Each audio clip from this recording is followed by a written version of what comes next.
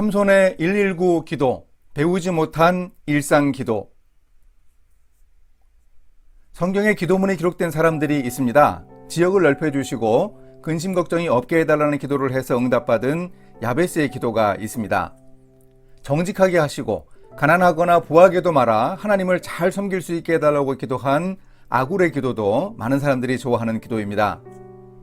자신의 평생 소명과 비전을 기도한 솔로몬과 여러 차례 자신의 일과 관련해 기도했던 다윗도 일하는 사람의 기도 모범을 보여줍니다.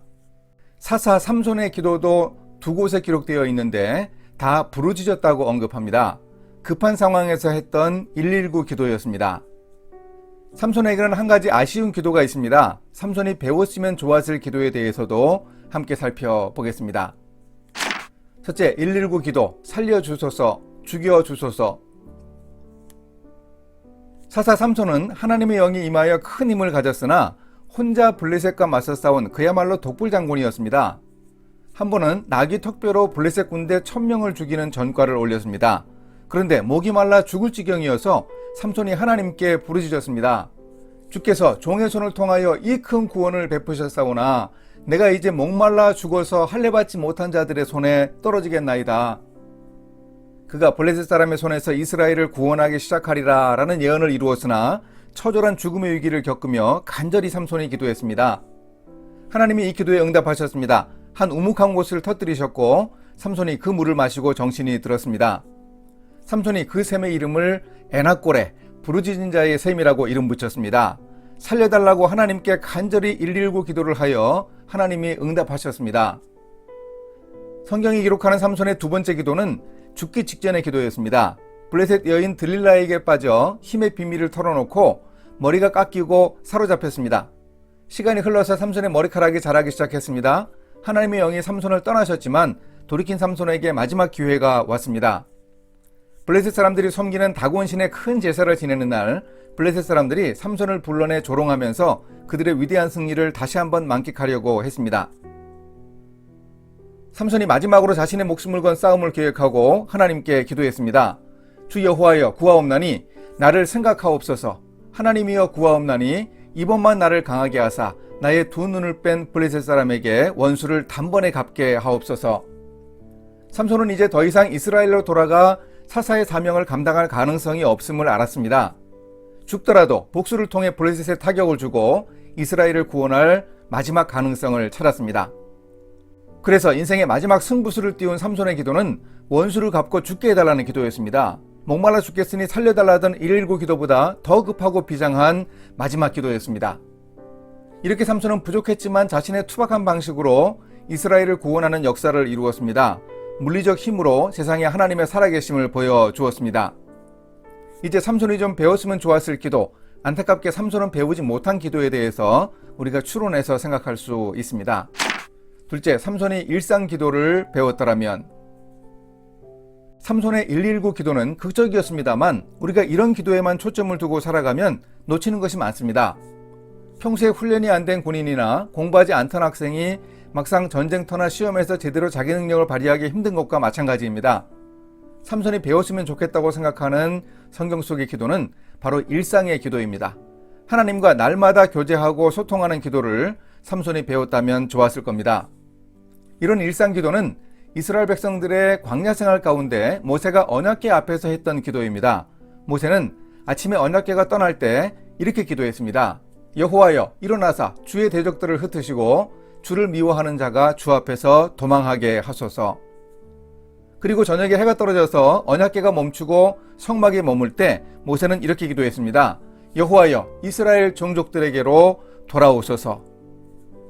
광야에서는 아침마다 성막이 구름의 움직임에 따라서 출발할지 말지가 결정되었습니다. 그 과정에서 모세는 하나님과 친밀하게 교제하며 기도했습니다. 아침 인사, 취침 인사를 나누는 친밀한 하나님에 대해 삼손이 배웠으면 좋았을 것입니다. 다른 누구보다 삼손은 아버지 마노아에게 배웠다면 훨씬 더 좋았을 것입니다. 삼손의 출생에 대해 하나님의 사자가 알려줄 때 마노아가 했던 기도가 성경에 나옵니다. 하나님의 사자가 먼저 마노아의 아내에게 나타나 아들을 낳을 것이니 나실인으로 키우라고 말해 주었습니다. 이야기를 들은 마노아가 이렇게 기도합니다. 주여 구하옵나니 주께서 보내셨던 하나님의 사람을 우리에게 다시 오게 하사 우리가 그 낳을 아이에게 어떻게 행할지를 우리에게 가르치게 하소서. 그런데 이때 마노아가 살짝 기분이 나빴을 것 같습니다. 왜 아이를 못 낳는 아내가 혼자 있을 때 이야기해 줬는가 말입니다. 이렇게 기분 나쁠 때가 바로 기도할 때입니다. 정말 하나님의 사자가 말했는지 미심쩍어서 마노아가 기도했을 수도 있습니다. 하나님의 사람을 우리에게 다시 보내주십시오. 뭔가 의심스럽고 확신이 없을 때 기도해 보십시오. 하나님이 응답해 주십니다. 하나님이 마노아의 목소리를 들으시니라. 아멘. 기도와 응답, 즉 하나님의 자녀들이 기도하고 하나님은 응답해 주신다는 단순하고 명쾌한 이 시스템은 이스라엘 백성의 신앙의 원동력이자 삶의 활력소였습니다. 하나님께 대화하듯이 아내에게 알려주신 것을 다시 알려주세요 라고 기도하는 마노아의 일상 기도는 너무나 멋집니다. 사사시대의 이스라엘 백성들은 이 일상 기도를 잘 못했습니다. 우상숭배하다가 압제로 고통당해야 구원해달라며 울부짖어 기도했습니다. 이런 기도가 바로 삼손의 119 기도 아닙니까? 자신이 겪는 일상을 하나님께 아뢰고 응답받는 기도의 삶을 사사시대 사람들이 잊고 있었습니다. 이것이 사사시대 영적 혼란의 원인이 아닐까 생각합니다. 왜 삼손은 사자의 몸에 있는 벌꿀을 보고 그것을 먹어도 되는지 안 되는지 하나님께 기도하지 않았을까요? 나시리는 시체를 만지면 안 되는데 자기가 직접 만든 사자의 시체에 있는 꿀을 떠서 먹었습니다. 그런 문제에 대해서 하나님께 기도했어야 합니다. 결혼식 하객에게 수수께끼를 낼 때는 왜 기도하지 않았을까요? 기도했다면 하나님이 그렇게 하라고 하셨을까요? 나시리는 술 마시지 말아야 하는데 잔치하는 일주일간 하객들과 함께 술 마시고 여흥을 즐기느라 나시린의 규례 어기는 일을 하나님이 원하시지 않았을 겁니다. 삼손이 사랑한 블레셋 여인 들릴라가 집요하게 힘의 비밀을 물었습니다. 자기 힘의 비밀을 캐려는 의도를 알았을 텐데 왜 하나님께 기도하지 않았는가 말입니다. 삼손의 극적인 기도뿐인 인생, 그래서 비극적이었던 인생의 원인이 바로 여기에 있었습니다. 삼손은 쉬지 말고 기도하라는 하나님의 뜻대로 살지 못했습니다. 자신의 사명을 다하기 위해 살려달라고 절규하며 기도하고 원수를 갚도록 죽여달라고 기도했던 삼손에 대해 우리도 비장한 마음으로 공감할 수 있습니다. 삼손은 부족했지만 자신의 투박한 방식으로 이스라엘을 구원했습니다. 그런 삼손의 119 기도를 우리도 배울 수 있습니다. 그런데 사실 그런 119 기도는 안 배워도 할 수 있습니다. 급하면 합니다. 삼손이 제대로 하지 못한 기도, 놓친 기도가 더 아쉽습니다. 모세, 아니 더 가까운 아버지 마노아의 일상 기도를 배워서 의심 가는 점, 잘 모르는 문제를 하나님께 기도했다면 삼손은 인생을 그리 허둥대며 살지 않았을 것입니다.